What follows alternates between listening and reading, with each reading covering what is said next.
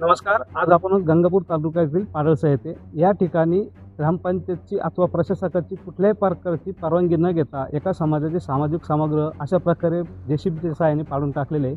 आपण पाहू शकतो की सरकारने लाखो रुपये खर्च करून या ठिकाणी समाज मंदिर बांधलेलं होतं. मात्र या ठिकाणी आज आज दुपारच्या वेळेस या ठिकाणी जेसीबीच्या सहाय्याने हे समाज मंदिर असं जमीनदोस्त करून टाकण्यात आलेलं आहे. या बाबतीत सदर गावचे ग्रामविकास अधिकारी यांना संपर्क साधला असता त्यांनी सांगितले की अशी कुठल्याही प्रकारची परवानगी आम्ही अथवा शासनाने समाज मंदिर पाडण्याची दिलेली नाही.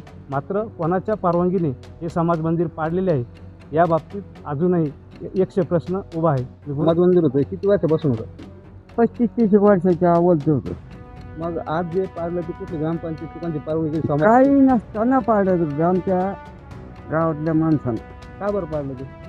काय म्हणजे शाळा तयार करते, शाळा कुठेतरी त्याला भेटली, मग त्याला हे पाडून इथे शाळा बांधायची होती, त्यासाठी पाडलं.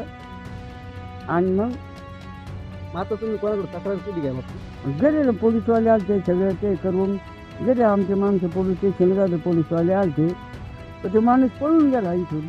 आणि या ठिकाणी जे समाज मंदिर पाडलं हे कसं सायने पाडलं?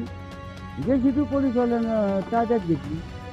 आता तुमची मागणी काय राहील? हे सगळं बांधून द्या, जसं पाहिजे तसं. मग त्याचं वावरी का काही करा, जरी सरपंच जुना असेल काही नाही, हेच जागेवर पाहिजे आम्हाला. त्यानं जरी शाळा मंजूर केली असेल कुठून, त्यानं त्याच्या वावरात शाळा बांधा, काही नाही. त्यानं तर खुद आता पोलीस स्टेशन मुली येणार आहे, नाही आला तर आम्ही आणणारच त्याला धरून. तर जे पाडलं जे समाजमध्ये ज्यानं पाडलं त्यानं कायदेशीर गुन्हा त्याच्यावर व्हावा आणि त्यानं तुरंत ह्या समाज मंदिराचं काम करावं. मग त्याचं व्हावं कुक काही करू दो. आमची मागणी अशी. हे कसे सायने पाडलं आणि किती वर्षापासून?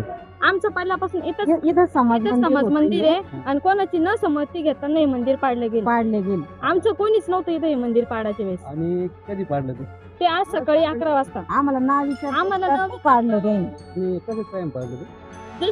जेसीबी मग या ठिकाणी पोलीस आले होते? पोलीस आले. पोलीस काय म्हटलं? त्यांनी पोलीस म्हणे जसं आहे तसं परत बांधून देणार आणि त्यांना आम्ही तिथं पोलीस स्टेशनला बोलावणार नाही. मग आता जेसीबी कुठे गेले होते? पोलीस स्टेशनला जमा आहे आता. तर हे समाज मंदिर किती वर्षापासून या ठिकाणी? इथून भरपूर वर्षापासून इथं पहिल्यापासून इथं आता हे जसे का आमचे बाबा आहेत त्याच्या जन्मापासून आधीच इथंच पहिल्यापासून मंदिर इथंच. आणि आता हटवायचं ठरलं तर आता अचानकच कसं हटवून तीच ते जागा आम्हाला आता दिलेली ते आहे, पहिल्यापासून आहे. पहिल्यापासून आहे. ते हक्क आम्ही कसं काय सोडणार आहे? आमचा हक्क आहे, आम्ही ठेवणारच. त्यांनी आमचे बिनविरोध मंदिर पाडलं. आमचं म्हणणं आहे फक्त की त्यांनी आमचं मंदिर जसं आहे आहे तसं तसं बांधून द्यायचं. आता तुमची मागणी काय? आमचं आमची मंदिर मागणी बांधून जसं आहे का तसं आम्हाला पाहिजे. जसं न विचारता हा. मंदिर पाडलं आमचं. हा. आमचं मंदिर बांधून देणे. आमची पुढच्या महिन्यात एप्रिल येते. आम्ही दर सणाला इथं आम्ही पूजा कार्यक्रम इथंच करतो. आम्ही आमचा इथं झेंडा सुद्धा पाडला त्यांनी.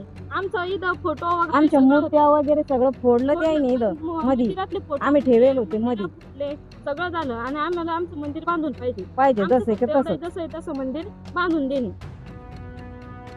दरम्यान हे समाज मंदिर पाडल्यानंतर या अशा प्रकारे मोठ्या हातोड्याच्या साहाय्याने या ठिकाणी समाज मंदिराला ज्या खिडक्या लावलेल्या होत्या त्याचे गट पडण्याचं कामही या हातोड्याच्या साहाय्याने करण्यात आले आहे.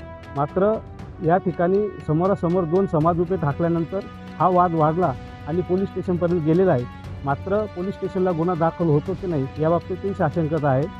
त्यामुळे दोषी असणाऱ्या व्यक्तीवर कायदेशीर कारवाई करण्याची मागणी समाज बांधवातून होत आहे. गुलाबबाग, छत्रपती संभाजीनगर.